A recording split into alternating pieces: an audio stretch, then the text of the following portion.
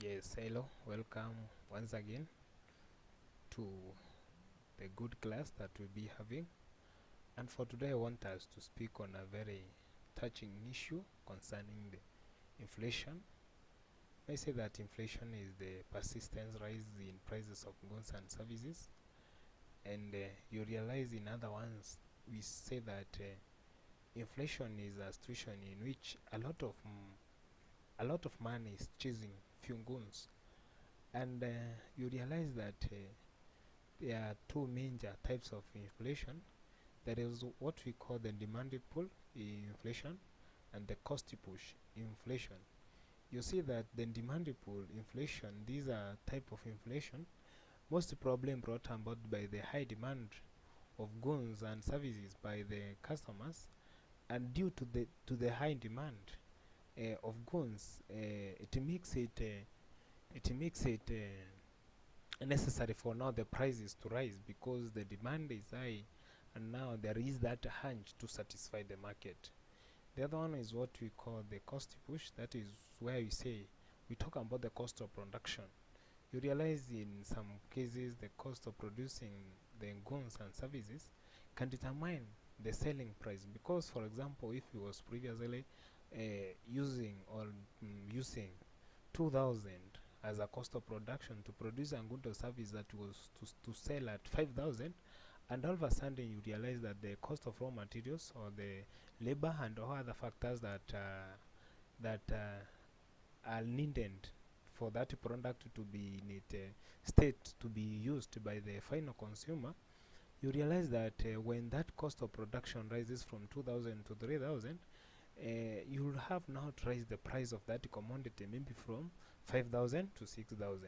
So those are some of the types of inflation. And now we want to do, or we want to see what happens now, to what is the medicine to this great problem.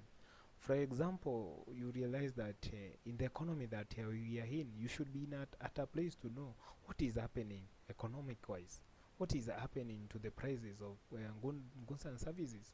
For the ones who are not understanding very well what we are talking about, I'll give an example that in some years back, there was a time that you could walk with maybe 1,000 shilling. A shilling, or the value of the money now by then, there was at or the money was selling at a high, or the value of money was very high considered to now. For example, you could buy a lot of goods or acquire a lot of goods using 1,000. But what about now? You just go collect maybe 4 packet of unga, 1 liter of oil, and you realize that with a few goods, a lot of money is spent. That is now the practical bit of inflation.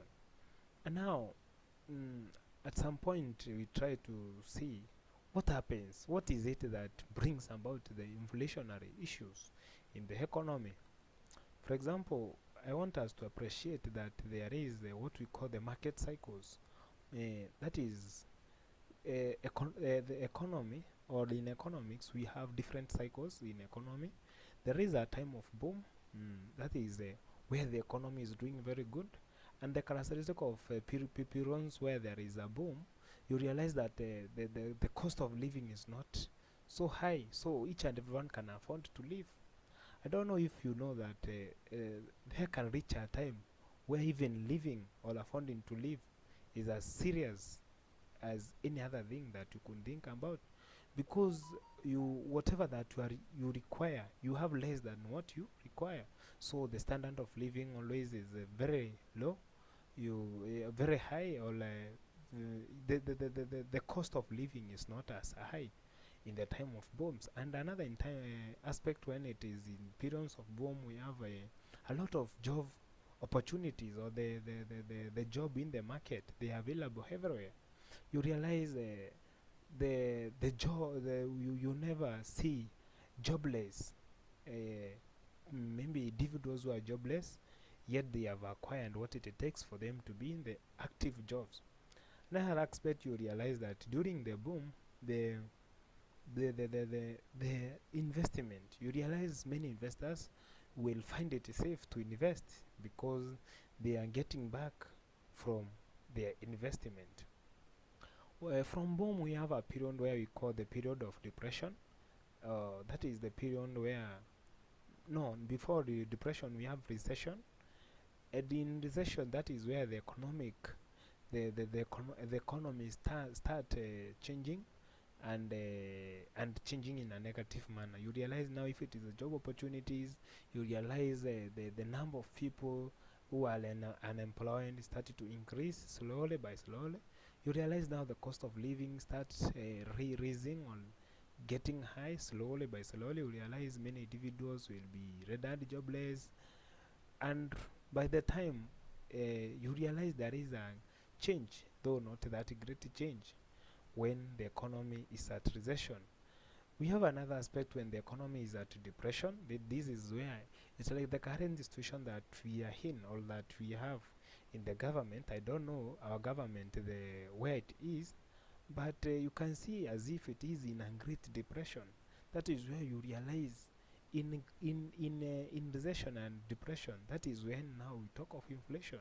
The cost of living is very high. With 1,000 you buy a few goods, and you realize many people, people who are willing and able to work at any given payment, they are rendered jobless, or they are by now jobless. So that is when we talk of an economy being at a state of depression, down in the hole. And reviving the economy from that point requires a lot of strategies, of which coming to settle the economy back to boom again becomes somehow difficult. And when some strategies are put in place, maybe economy may be revived by moving from depression state to what we call the the the the the, the, the what after we have the boom, we have the recession, we have the depression, and now we have a state now, the opposite of recession, where now we call it I think is recovery, where economy starts recovering slowly by slowly. You realize some individuals who are rendered jobless start getting jobs slowly by slowly, though not the full employment. And you realize also the cost of living now start becoming somehow so affordable. And at the end of it all, you realize now the state has changed. And that is where what the politicians do tell us, that I will help you, I will try to revive the economy. That is, in simple terms, is like the revival, when they are trying to revive the economy. The other aspect is after trying to revive, maybe, or I don't know if it can completely revive, but if it manages, it reaches to another state of boom, where the recovery is at full employment, and now the economy can say that the economy is in good state. But now I want us to consider much on the issue concerning the depression and the recession and depression. That is the issue that we are in right away. So the question is, how can the government intervene to bring solutions to such cases? One may say that the government has all it takes. If you've never known, government have that capability to change maybe from to revive the economy. But now it depends on the strategies that it can use. For example, I want us to look on the issue when the economy is at depression, or is at recession or depression. What can government do? For example, there is what we call subsidizing. For example, the current government have found that they have things to do with to subsidize. What is to subsidize? Subsidizing is like supporting production. That is a simple meaning of subsidizing.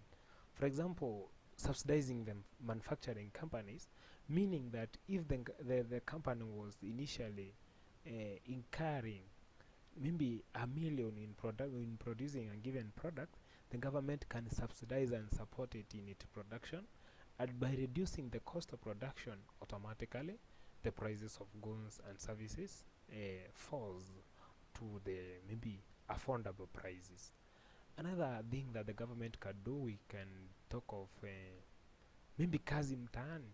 That is a project that government have to bring back to the economy. This is a state where you realize that, for example, there is someone asking, how can kazi mtaani help to revive the economy? I will say that, for example, if I had nothing, I'll have my hair not cut. I will have my phone prepared, but maybe without tomatoes or such things. But now when kazi mtaani initiated, and maybe I get a job, after acquiring that 500 bob or 400 per day, I'll try to now to share it among the economy. I'll go and pick 20 bob. I decide this 20 bob I'm gonna take it to the barber, and I get my hair short. So that 20 bob and another 20 bob will revive his activities. When I go to an hotel, or to the hotel, I'll be interested to take chapati, which I couldn't afford before the kazi mtaani. So that is another way the government can try to boost the economy. Another way the government can try to boost the economy is by encouraging or by promoting the local industries. For example, when we talk of local industries, it's whereby we try to reduce importation, or we try to reduce the unit of goods and services that we take from outside.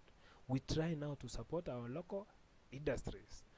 After our local industries are supported, how they thrive, now we can see that we are not letting a lot of money outside. So we have a lot of money. We are not taking much outside, but we maybe receive more. Those and some other aspects that the government may try to do are the sum of the factors that the government can use to revive the economy. Now my question remains, checking the current situation of the economy, how can you further advise the government to revive your economy? See you next class.